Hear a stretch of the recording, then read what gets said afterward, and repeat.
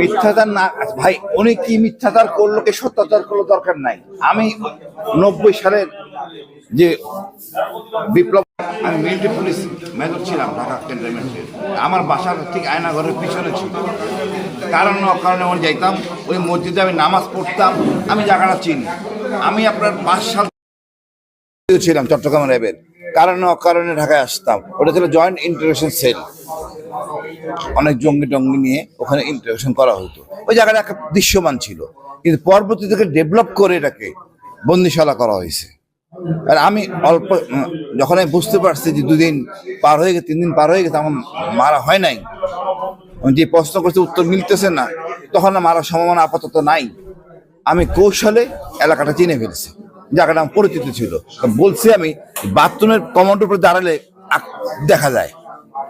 আর ওইখানকার একটা ছেলেকে আমি ব্ল্যাকমেল করে ফেলেছি, না এটা আয়নাগর, এটা কচু খেতে না, এটা হলো গুলশান 2 সেফ হাউস। ও বলে না, বার্গেনিং করতে গিয়ে 1 লাখ পর্যন্ত যায়, 10,000 20,000। 1 লাখ হওয়ার পর সে বলে চ্যালেঞ্জ, এটা কচু খেত। আমি এইবার ঠিক আছে, ওইখানকার দায়িত্বে থাকে ওয়ারেন্ট অফিসার, সুপারিনটেন্ডেন্ট বলে, সুপারিনটেন্ডেন্টকে ডেকে আনো। তারপরে সুপারিনটেন্ডেন্ট ডেকে আনবো, হ্যাঁ তুমি যে বললে সত্য কথা বলে দিলা, আমি বলে দিব। এখন সে ভয় পেয়ে গেছে। ওখানে যারা ডিউটি করে সবাই সিভিলিয়ান এবং নট মোটিভেটেড। তুমি চাকরির কোনো নথিপত্র আছে কার নাই, মানে এইভাবে তাদেরকে রাখা হয়তো বেশি বেতন দিয়ে সিভিলিয়ান ডিউটি করে। 4 জন করে একসাথে ডিউটি করে, দেখার 2টা ফ্লোর দেখার জন্য 2জন ক্যামেরা ওই মনিটর দেখে, 1জন রান্নার জন্য দেখে, 1জন কমান্ডার থাকে। এবং ওইখান থেকে আপনি আশ্চর্য হবেন, প্রত্যেক কি বিভৎস জায়গা বলা যাবে না। ওই ছেলে তখন বলে ফেলছে। তারপর ব্রিগেডের আদমির সাথে আমার যোগাযোগ ছিল, উনি প্রশ্ন করতেন, লেখা দিতেন, আমি উত্তর দিতাম, আমি যত করতাম, ও আমাদের মেসেঞ্জার হিসেবে কাজ করতো। এভরিথিং ওয়াজ ক্লিয়ার, কোন দিকে কি না কি।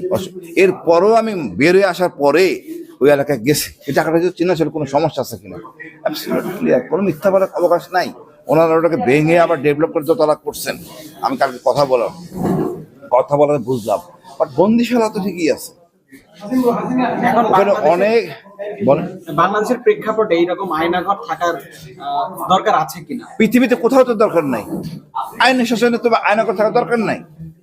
আমাকে যে প্রথমবার গুম করলো, কেন দরকার ছিল? চাকরির অবস্থা ডাক দিলে আমি খুশি মনে আসতাম। গুম করে তো হ্যাডাম দেখানোর কোনো কারণ নাই। আপনি আইন মানেন না, আপনার নিজে জঙ্গি, আমি অন্যদের বলতেছেন জঙ্গি। আমি সারা জীবন জেএমবি দমন করলাম, জঙ্গি দমন করলাম, আমার বলেছে জঙ্গি, যেহেতু আমি অন্য সাথে কাজ করিনি। এটা তো হতে পারে না। আমাদের দেশের বড় জঙ্গল শেখ হাসিনা নিজে, খুনি হাসিনা নিজে জঙ্গি। আইন তাকে মানতে হবে, যে আইন মানে না সে জঙ্গি, নিজের আইনে চলে। আর কিছু জিজ্ঞেস করবেন? আমরা দেখতে পেয়েছি যে গতকালকে দরকার ছিল চাকরির অবস্থা ডাক দিলে আমি খুশি মনে আসতাম। গুম করে তো হ্যাডাম দেখানোর কোনো কারণ নাই। আপনি আইন মানেন না, আপনার নিজে জঙ্গি, আমি অন্যদের বলতেছেন জঙ্গি। আমি সারা জীবন জেএমবি দমন করলাম, জঙ্গি দমন করলাম, আমার বলেছে জঙ্গি, যেহেতু আমি অন্য সাথে কাজ করিনি। এটা তো হতে পারে না। আমাদের দেশের বড় জঙ্গল শেখ হাসিনা নিজে, খুনি হাসিনা নিজে জঙ্গি। আইন তাকে মানতে হবে, যে আইন মানে না সে জঙ্গি, নিজের আইনে চলে। আর কিছু জিজ্ঞেস করবেন? আমরা দেখতে পেয়েছি যে গতকালকে এবং আজকে 2জন আয়নাঘর থেকে মুক্তি পেয়েছে। 2জন না, আরো অনেক পাইছে হয়তো, বা আমরা জানি না। আরেকটু কথা আমি অ্যাড করতে চাই। কিছু পুলিশের অতি উৎসাহী সদস্যরা গতকাল আমাদের চোখের সামনে, যখন সরকারের পতন হয়ে গেছে, দুপুর 1টার সময়ও নির্বিচারে আপনার সাবমেশিন গান দিয়ে গুলি করেছে, 303 দিয়ে, এবং সেটার ফুটেজ আমাদের কাছে আছে। মানে এই ধরনের অতি উৎসাহী পুলিশ সদস্যের বিষয়ে আপনারা কথা বলেছেন কিনা? আমরা বলতেছি প্রতিটা বিচার, প্রতিটা হত্যাকাণ্ডের কমিশন করে বিচার করতে হবে। আমরা পরিষ্কার বলতে পারবো যে কোন এলাকায় পুলিশ ডিউটি করছে। র্যাব করুক বা 10 বছর আগে করুক, তার ড্রাইভার আছে, পুলিশের সিসি আছে, অটোমেটিক বের হয়ে যাবে। না বলা কিছু কারণ নাই। পুলিশের গুলি খরচ করলে হিসাব দিতে কি কয়টা খরচ করছে। পুলিশ যদি এই সময় গুলি করে থাকে, অত ভুয়া গুলি করে ভয় আতঙ্কে বাঁচার জন্য। এই জিনিসটা আবার যদি এইম করে থাকে, আমাদের পুলিশের মধ্যে অনেক শত হাজার ভুয়া পুলিশ আছে বাইরের, এরা তো এক জায়গায় আছে, টিম হিসাবে আছে। এদেরকে ব্যবহার করছে সরকার, যার জন্য ঘটনাটি করছে। আপনারা বলতেছিলেন যে আমি তো মানে আমাদের হিন্দু সমাজ বা অন্য সংখ্যালঘু আমাদের গর্ব, আমরা এদের গুছিয়ে রাখবো। কিন্তু ওদের ওই যে ধর্মের সুবিধা নিয়ে এই অসৎ লোকগুলি, পুলিশগুলি কাজগুলি করে সবারই বিতর্কে ফেলে দিয়েছে।